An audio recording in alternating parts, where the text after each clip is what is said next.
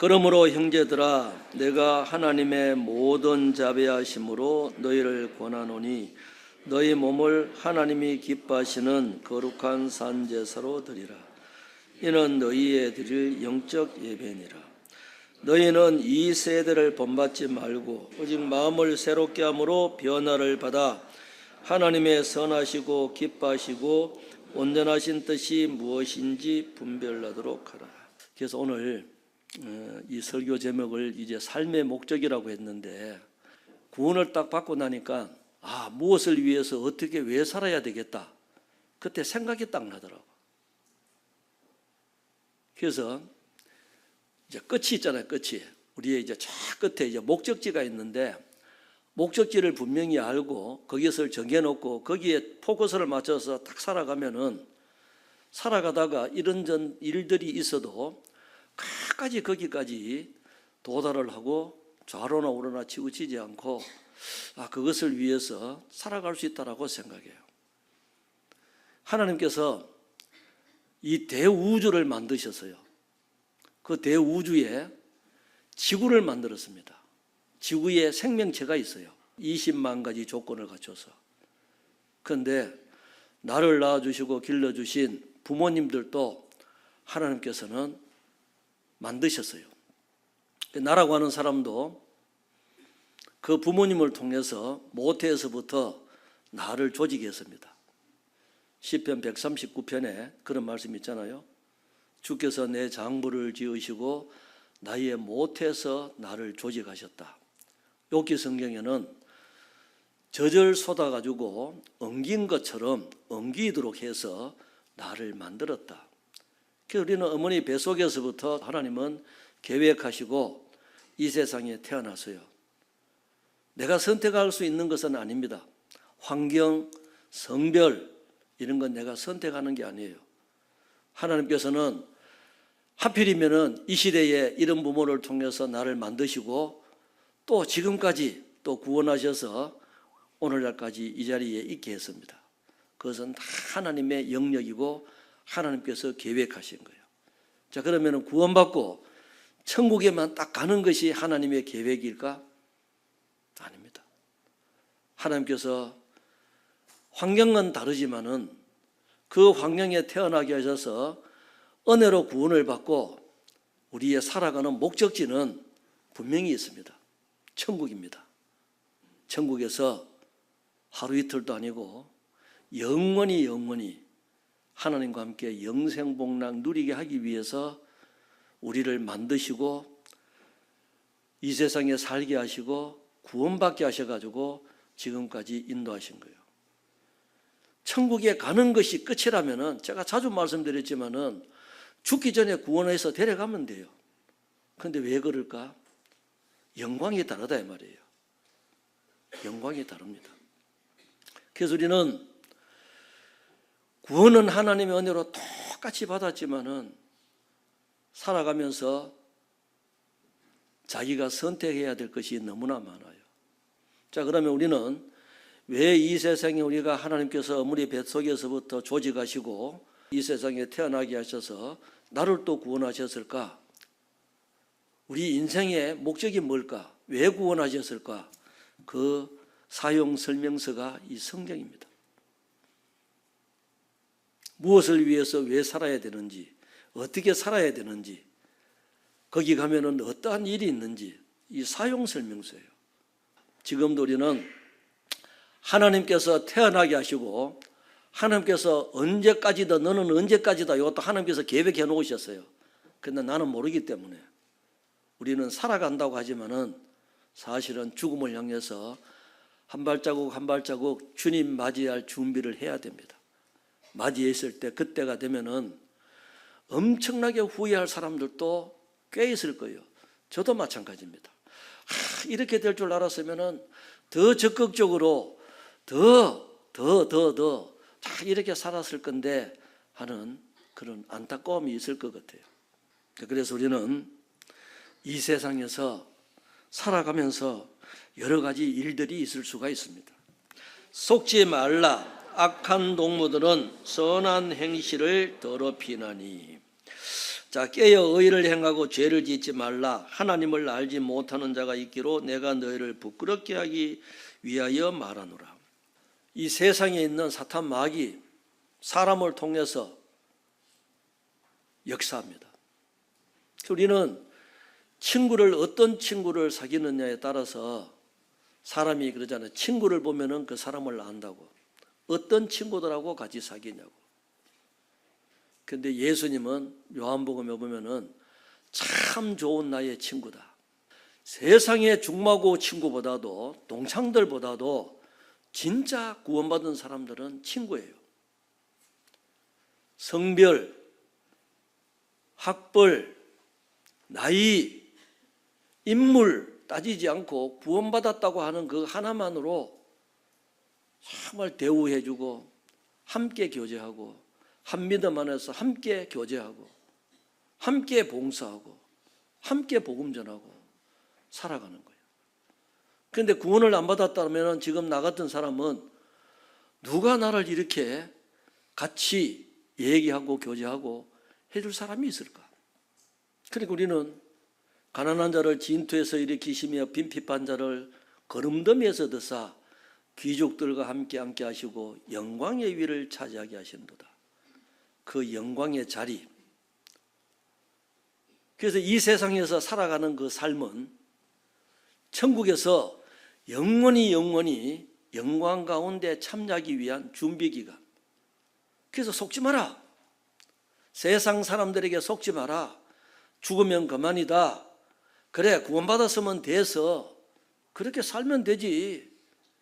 그런데 사람들은 악한 동무들을 위해서도 속지만은 자기 자신을 위해서도 속고 사는 거예요. 자기를 위해서. 자기 자신에게도 속고 사는 사람들이 있습니다. 그렇지 않습니까? 그러니까 취미 생활을 쫓아가고 자기가 하고 싶은 것 하고 먹고 싶은 것 먹고 다 누리고 싶은 것 누리는 거예요.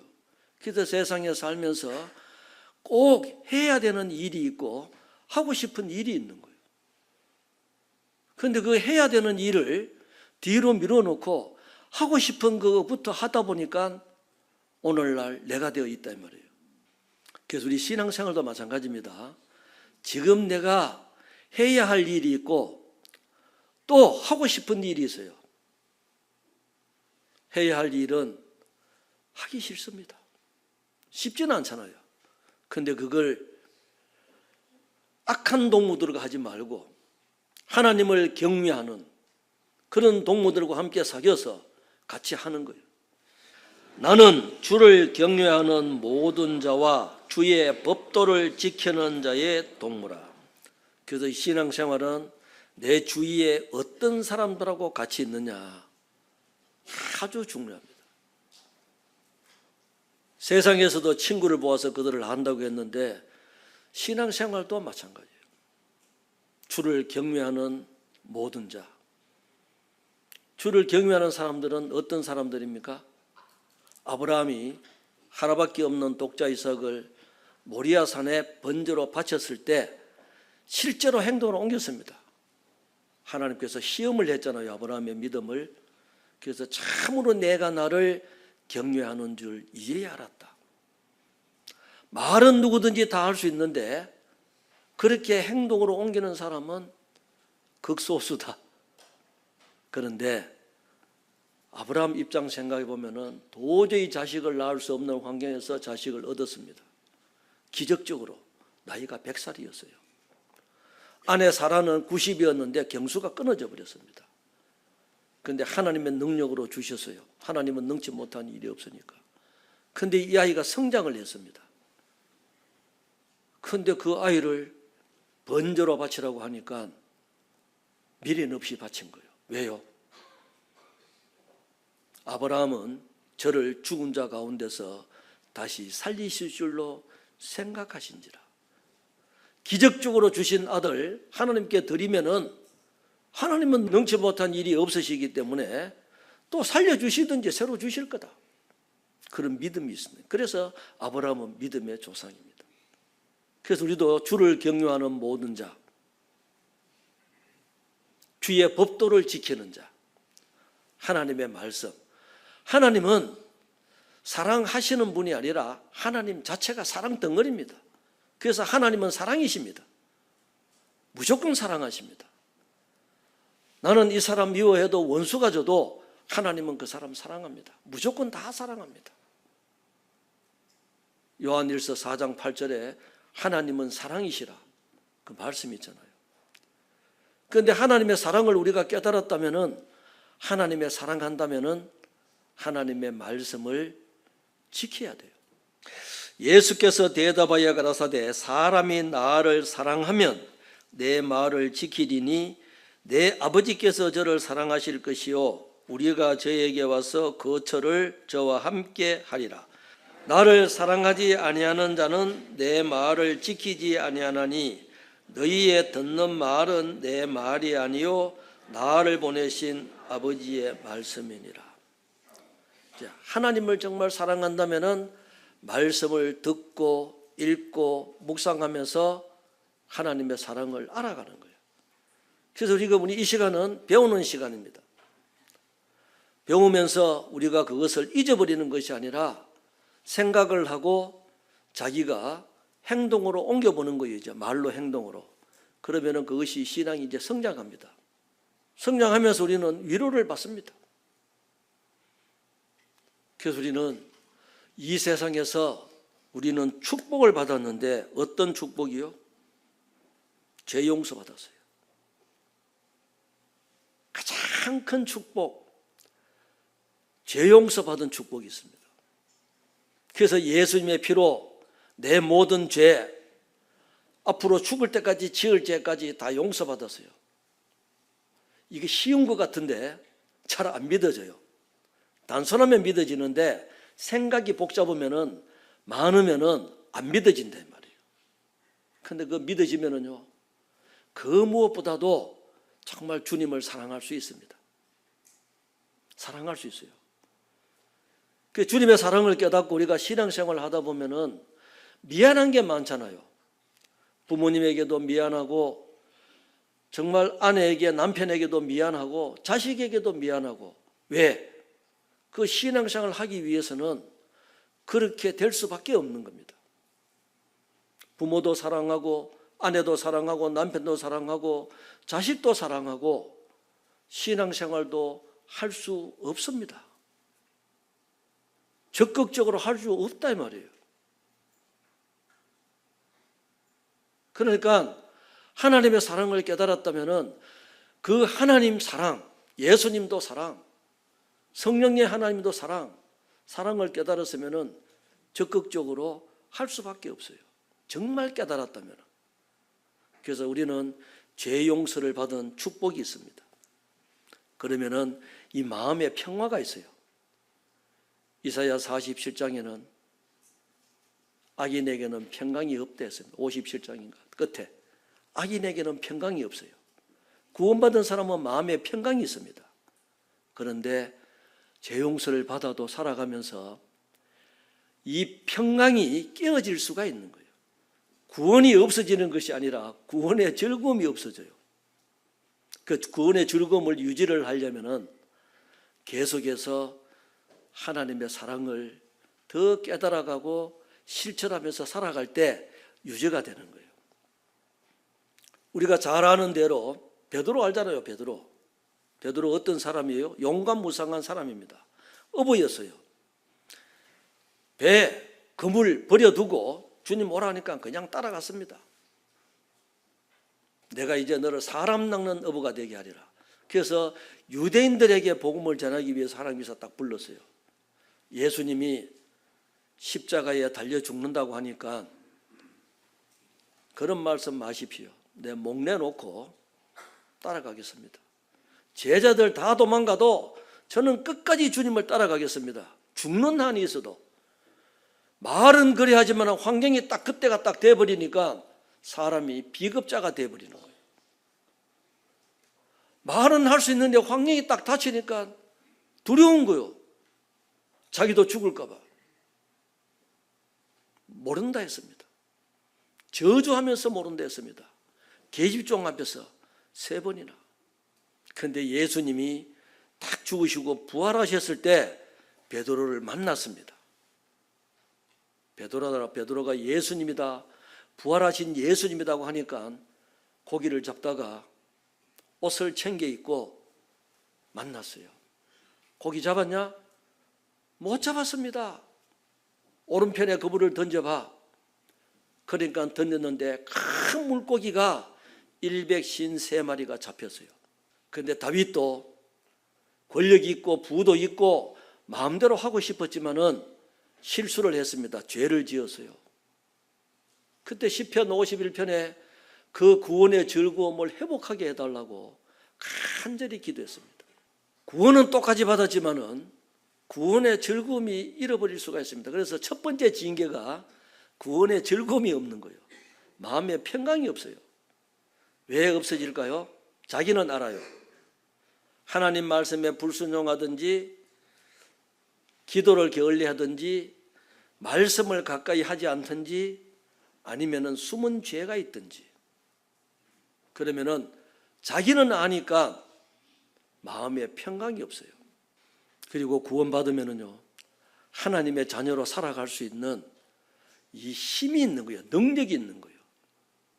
하나님의 자녀답게. 그래서 하나님께서는 우리에게 은사가 다 다릅니다. 주시는 은사가 성별도 다르고 연대도 다릅니다. 그런데 각 사람에게 하나님께서는 다 부여한 것이 있어요. 그런데 있는 그대로, 형편 그대로 주님 따라가면 돼요. 아이, 누구처럼 되면 좋겠습니다. 누구처럼 되면 좋겠습니다. 상관없어요. 있는 그대로 우리는 남들하고 비교하지 말고 형편 그대로 정말 구원받았으면은 구원받은 사람답게 살아가면 돼요. 세상과 타협하지 말고. 그래서 하나님께서는 너희는 이 세대를 본받지 말고 오직 마음의 변화를 받아 하나님의 선하시고 기뻐하시고 온전하신 뜻이 무엇인지 분별하도록 하라. 왜 나를 구원해 주셨을까? 하필 이 시대에 많은 가족들이 있는데 왜 나부터 먼저 구원해 주셨을까? 하나님의 계획이에요. 하나님의 뜻입니다. 하나님의 사랑이 너무 크시기 때문에 그 사람부터 먼저 구원해 주신 거예요. 형제들아, 나는 아직 내가 잡은 줄로 여기지 아니하고 오직 한 일, 즉 뒤에 있는 것은 잊어버리고 앞에 있는 것을 잡으려고 표대를 향하여 그리스도 예수 안에서 하나님이 위에서 부르신 부름의 상을 위하여 쫓아가노라. 이미 한 일, 그것은 뒤에 있는 것 다 잊어버리고 앞에 있는 것을 잡으려고 표대를 향해서 나간다. 혹시 그 연못 저수지에서 보트 타보셨어요? 이거 뒤에서 또 노 젓는 것도 있잖아요. 노 젓는 것도 바로 앞에 보면은 그 자리에서만 뱅글뱅글 돈대요. 근데 저 멀리 보고 이래 졌으면은 그걸 글로 간대.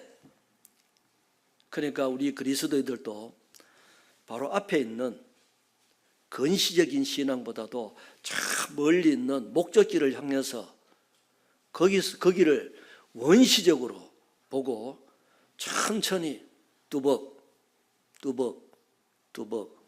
황소걸음으로 천천히 계속해서 전진해 가는 거예요.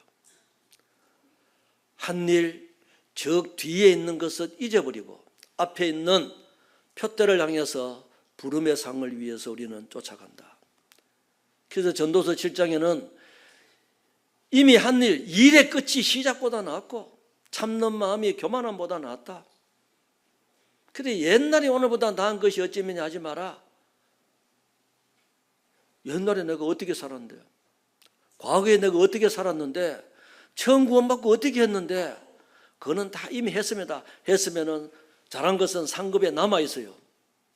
못한 것은 지금부터 잘하면 되지. 지금이라도. 왜요? 아직도 이 세상에는 구원받지 못한 사람이 너무 많습니다. 그 사람보다는 낫잖아요. 구원받았기 때문에.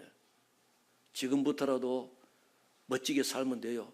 근데 그것을 자꾸 이용하면 안 돼. 그래, 자꾸 마음 딱 먹고 멋지게 살면 되지. 그래, 결국은 하나님 앞에 딱 서면은 1대1이잖아요. 그래, 작년 12월 달부터 2월 달까지 많은 장례식에 갔다 왔습니다. 수많은 사람들이 하나님 만났을 거예요. 구원받고 만난 사람, 구원받지 못하고 만난 사람 가보면은 생각이 있습니다. 그래, 자 나는 구원받았으니까 천만다행이다.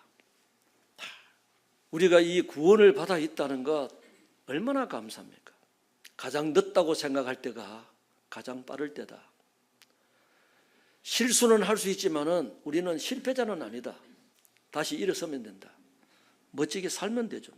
그래서 우리는 영원한 세상에서 영원히 살아갈 형제 자매들이에요. 그래서 물은 피는 물보다 진하다잖아요. 그래서 피를 나눈 가족들이 있습니다. 가족들 중요하지만은 가족들보다도 더 귀한 형제 자매들, 예수님의 피로 한 피바다 한 몸이는 형제 자매 더 귀합니다. 죄송하지만 피를 나눈 가족들도 구원받지 못하면은 어느 날 죽음이 딱 오면은 다 갈라집니다.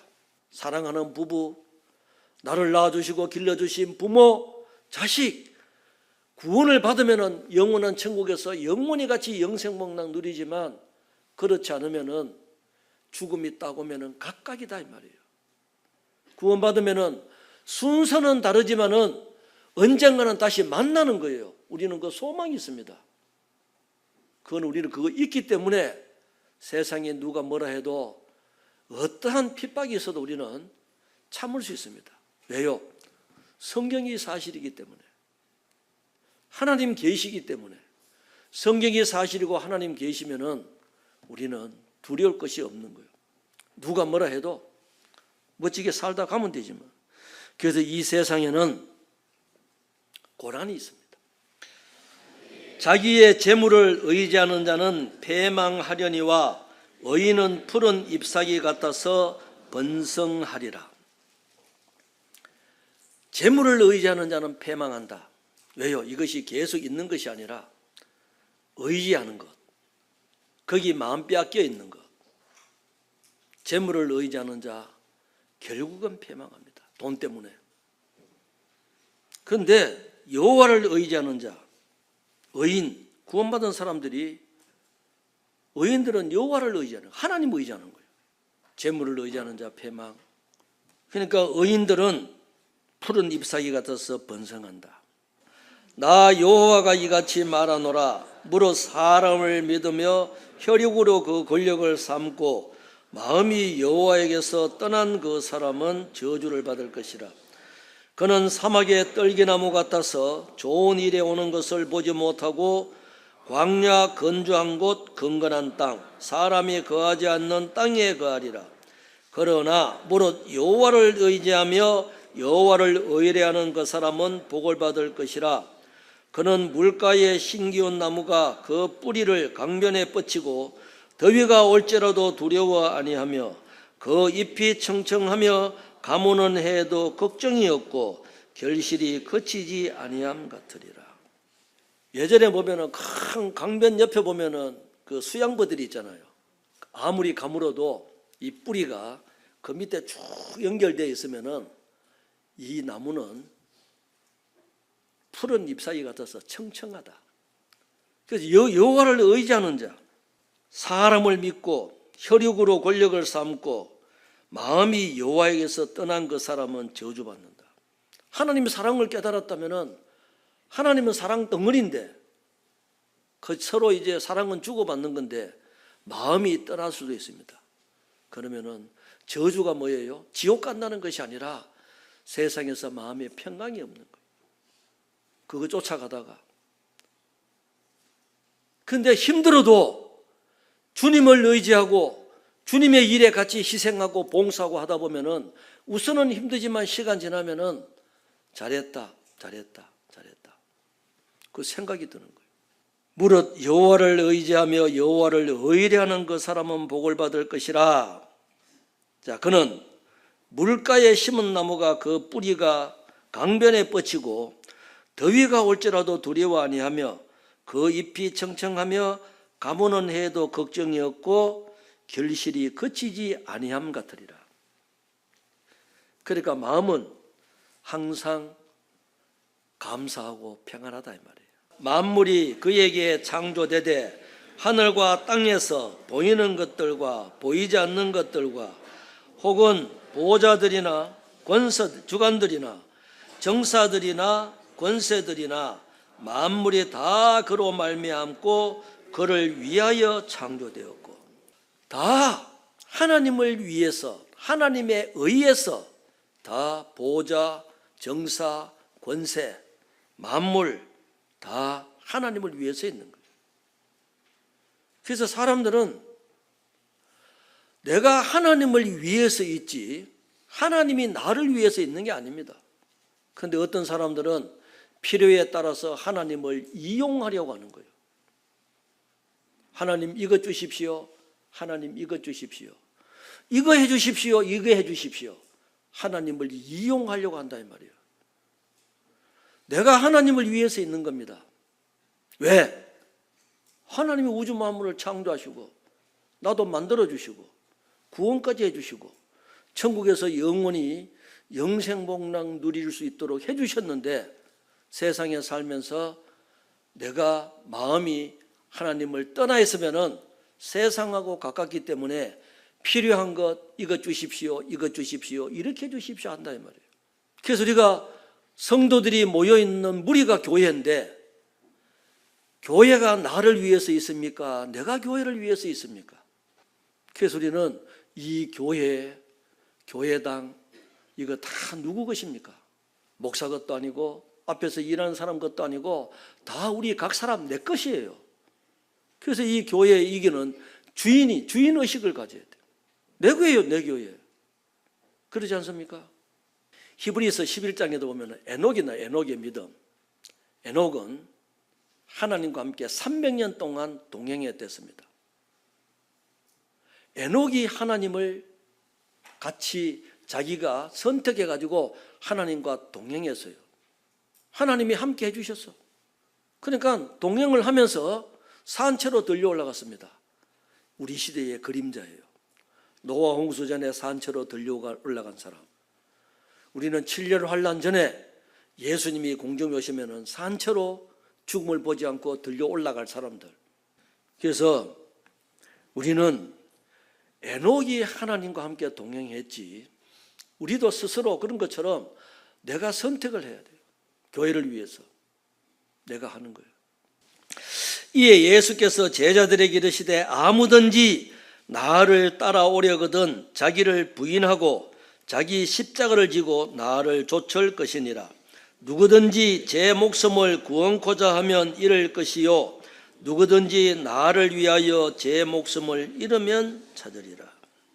사람이 만일 온 천하를 얻고도 제 목숨을 잃으면 무엇이 유익하리요? 사람이 무엇을 주고 제 목숨을 바꾸겠느냐? 죽으려고 하면은 반드시 살고 살려고 하면은 반드시 죽는다. 그래서 사람이 주님을 따라가면서 죽기를 각오하면은 하나님이 책임져 주신다. 그래서 누구든지입니다. 하나님께서 맡겨주신 자기 십자가 그거 지고 주님 따라갈 때 하나님께서 책임져 주신다. 무엇하고 자기 목숨하고 바뀌어주겠냐? 그래서 목숨의 주인이 누구예요? 하나님.